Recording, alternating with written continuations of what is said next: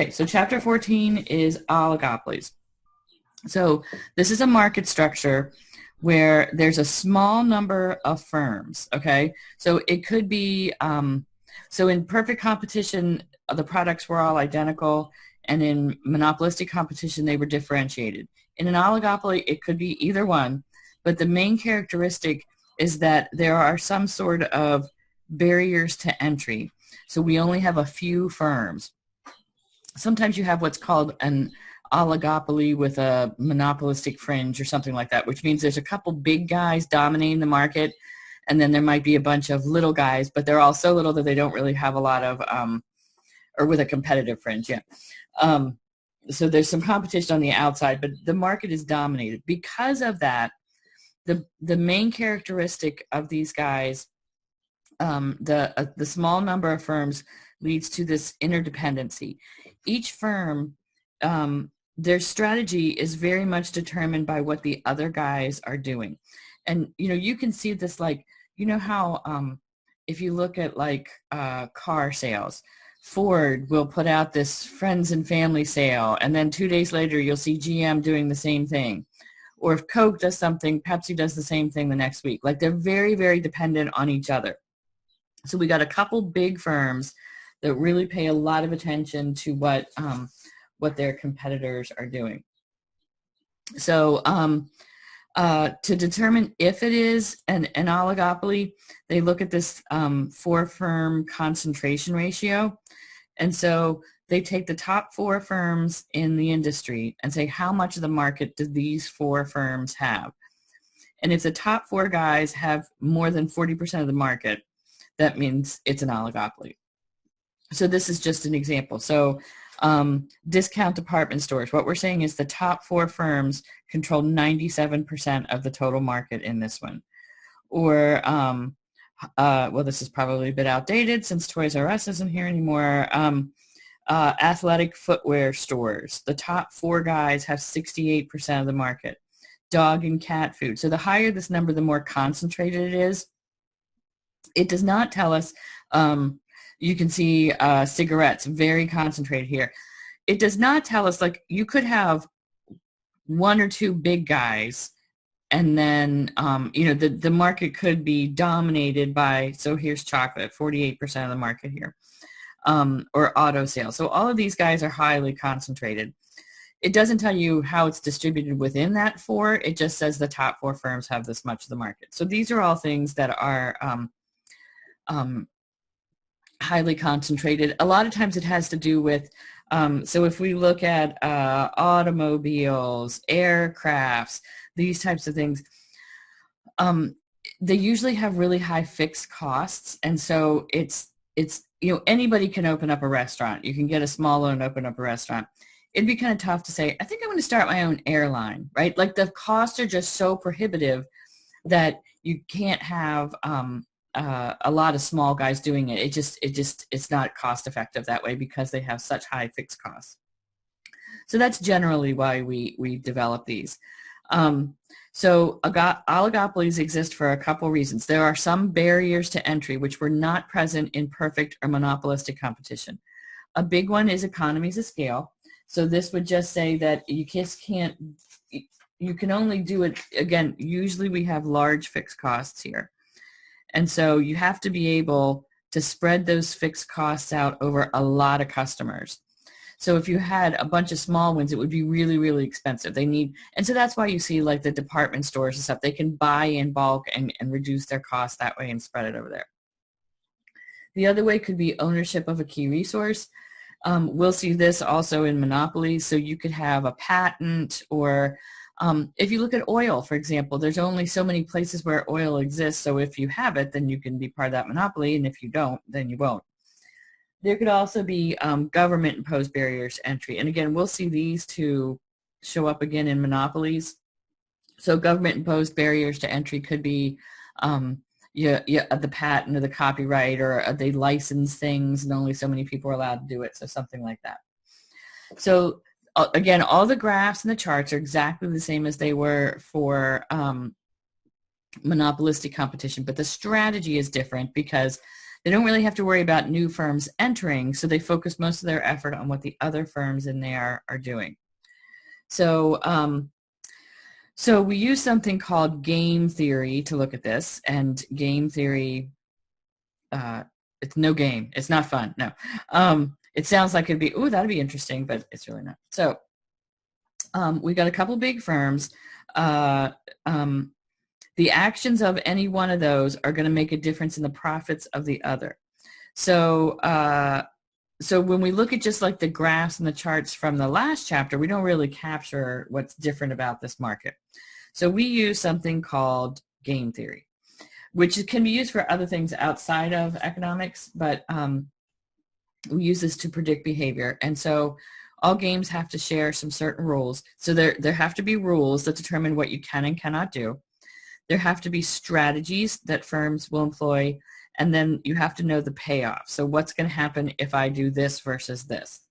So the way we usually look at these in econ is we'll look at what's called a duopoly, okay? A duopoly, we pretend like there's just two firms, okay?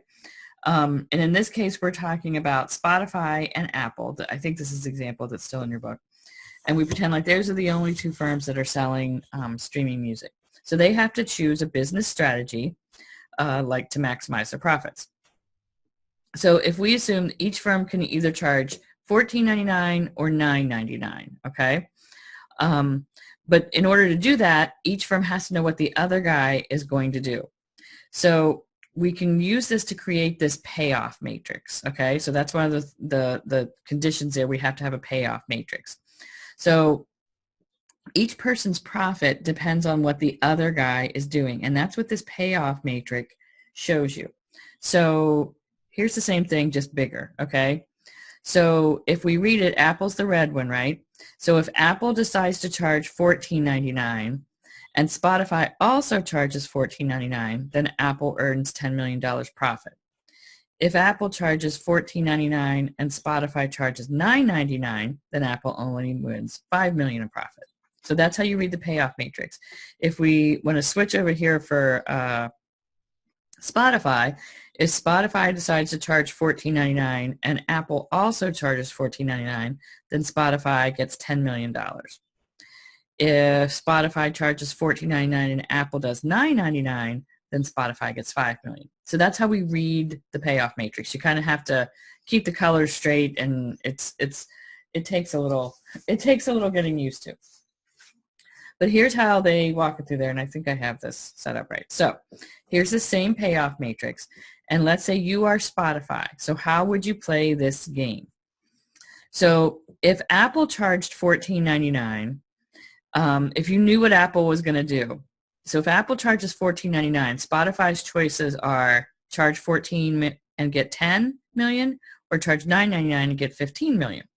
So they would say, okay, if Apple's going to charge $14.99, these are my two choices here, this one, and I would obviously choose 15 over 10. So if Apple decides to charge $14.99, I'm going to charge $9.99. If, however, Apple decides to charge $9.99, then Spotify's choices are this one or this one, right? If Apple charges $9.99, Spotify can either charge 14 or they can charge 9. Again, if they're comparing 5 and 77.5, they're going to choose the higher profit. So that means either way, whether Apple goes for $14.99 or $9.99, their best option is to charge $9.99. So that is a dominant strategy. A dominant strategy says no matter what the other guy opts for, my best option is $9.99. So if Apple charges $14.99, here's my best strategy. If Apple charges $9.99, here's my best strategy, okay? So, so they have a dominant strategy, which means no matter what Apple does, no matter which choice Apple makes, they're better off doing the $9.99. Now suppose you're Apple, okay? Let me change colors. Okay, so Apple will play the same way, except we're going to kind of read it the opposite direction. So if Spotify decides to charge $14.99, Apple's choices are this one or this one. Now we're going across because we're basing it on Spotify's decision. So they can choose between 10 and 15. They'll take the 15. So that's their choice right there.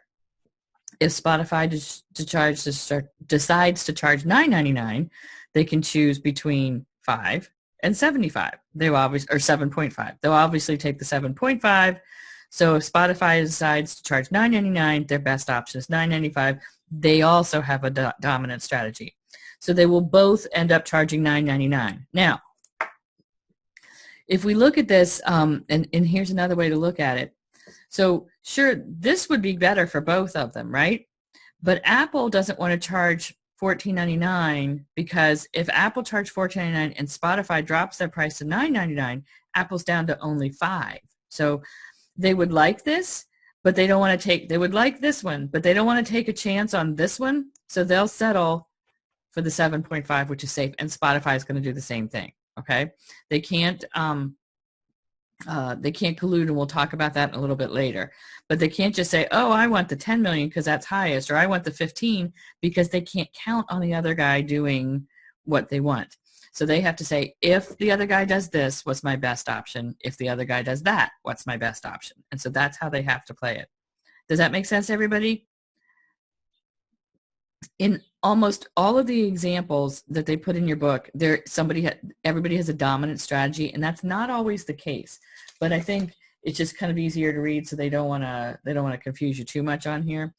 I put some links in there this morning for Khan Academy, and I put like kind of the basic one where he goes through this, but he has a bunch of other ones on there.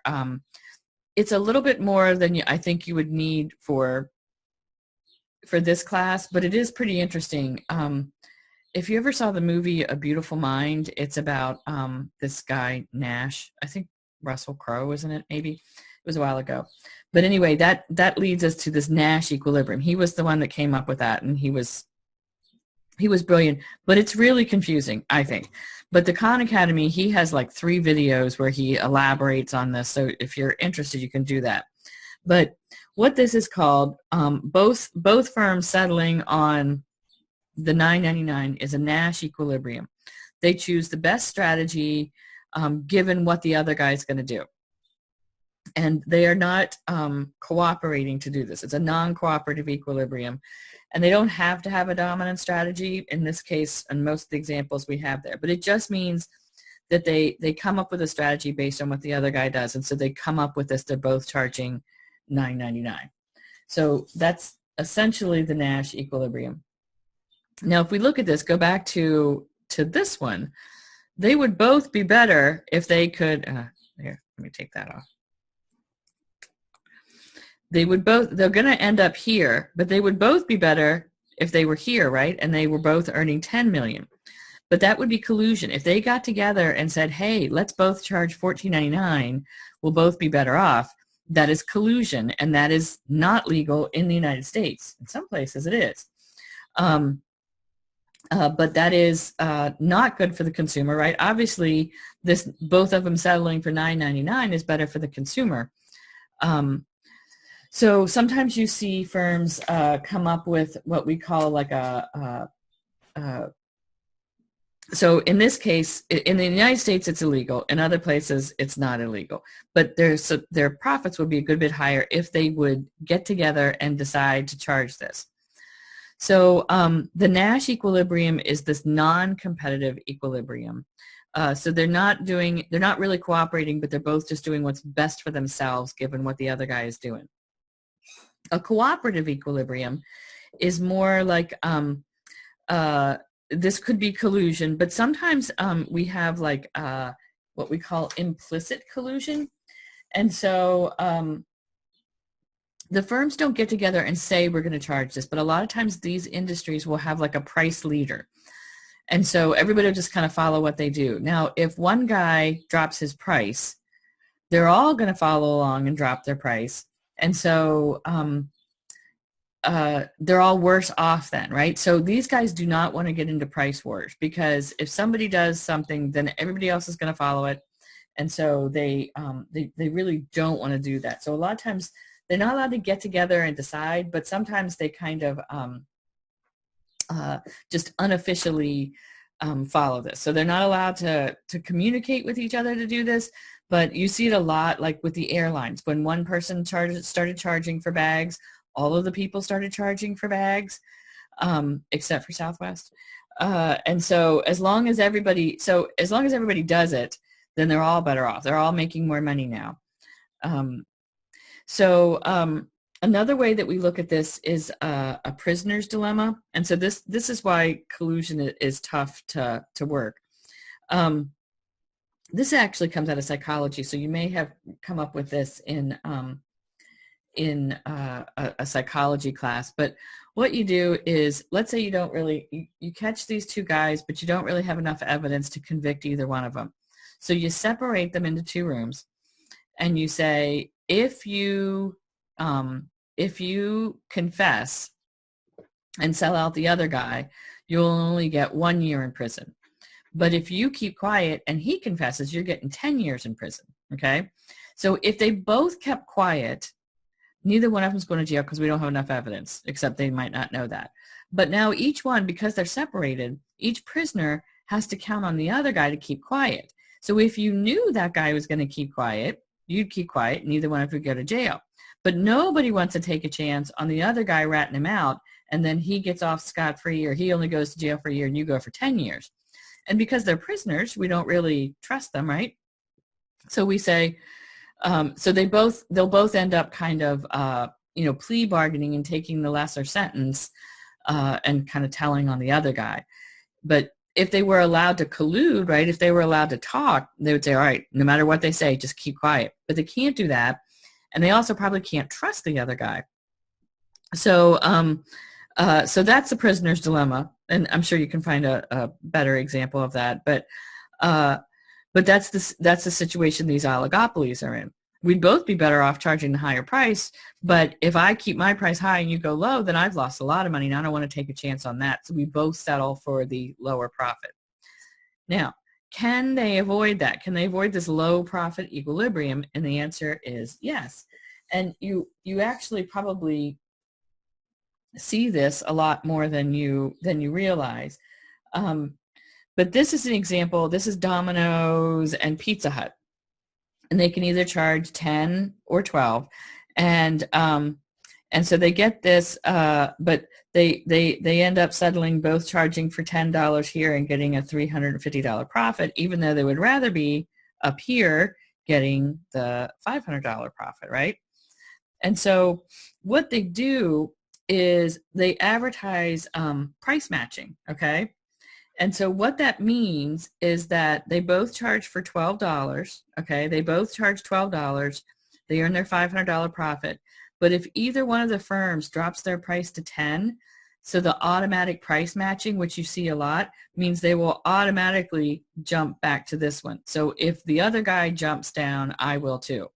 And so it kind of protects you from this situation, so Pizza Hut, let's say we're up here, and Domino's, we're right here on this one. Domino's decides to drop their price. That means Pizza Hut would end up down here. Let's say they're here. Pizza Hut would go down to $2.50. But now that wouldn't happen because they would both just automatically go back down to the $10. So that price matching is a way to kind of unofficially avoid that situation. Everybody still with me? I'm gonna assume. Okay, good. All right. I was like, I'm gonna assume that's good. Since I'm recording, I have the video off, so I can't see anybody. So, okay. So that price match thing is an enforcement mechanism, but again, nobody. It means nobody will lower the price because then we both. So you can't get ahead by lowering your price.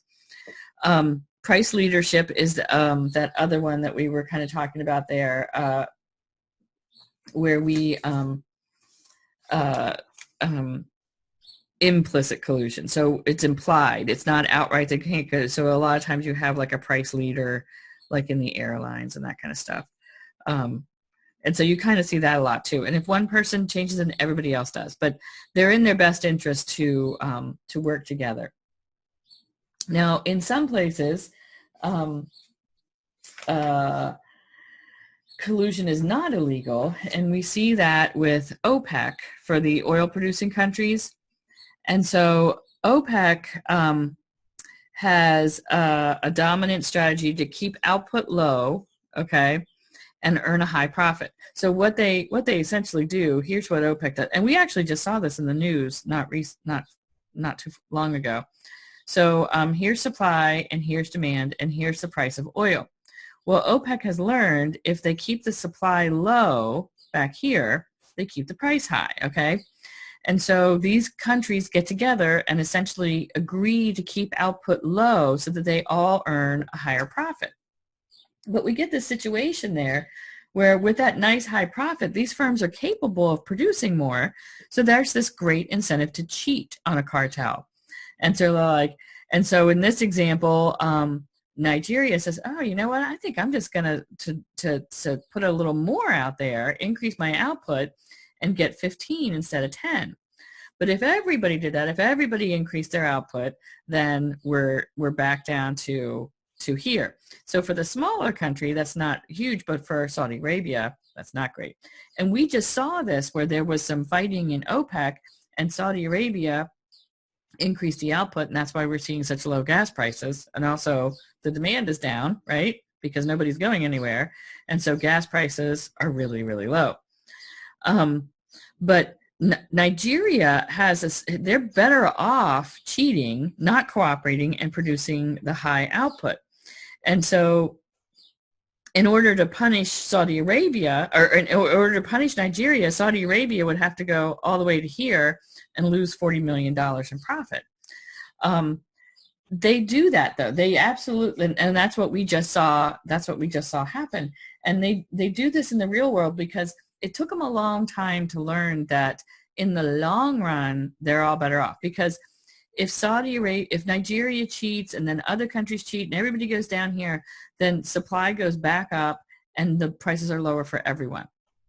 And so it took them a long time, but they definitely do punish members for cheating on those outputs in order to keep the prices high. So that's what we see there.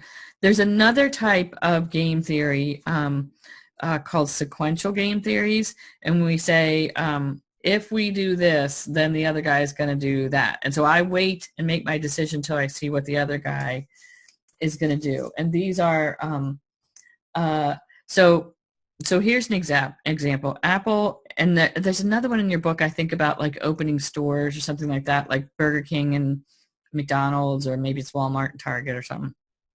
But Apple's coming up with a new laptop, and they want to decide whether to charge $1,000 or $800. I think these prices are a little old.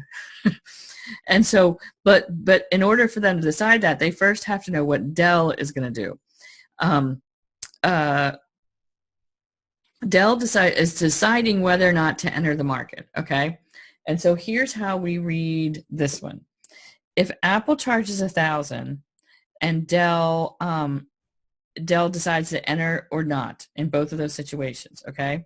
So Apple charges $1,000, Dell decides to enter, they'll each earn 16% return on investment. If Apple charges $1,000 and Dell doesn't enter, Dell's not here, so Apple gets 30, which is what Apple would like, but they can't decide what Dell's going to do or not, okay? If Apple charges $800 and Dell decides to enter the market, they each get 5. If Apple charges $800 and Dell doesn't, Apple gets 20 and Dell gets nothing, okay, because they didn't enter the market. So you'll have kind of like thresholds, okay? Let's say they're not going to do anything unless they get a 15% return on their investment, all right? So the way this works then, if Apple charges $800, the best Dell could do is the 5%. And so that does not meet their hurdle rate, so they will not enter. So if Apple charges $800, Dell is definitely not going to enter the market. If Apple charges $1,000, Dell can earn 16, which does meet their hurdle. So this Apple getting 30% is not going to happen, because if they charge $1,000, Dell is definitely going to enter the market. If they charge $800, Dell is not going to enter the market. So now you look at Apple, and Apple has to choose between these two things, right?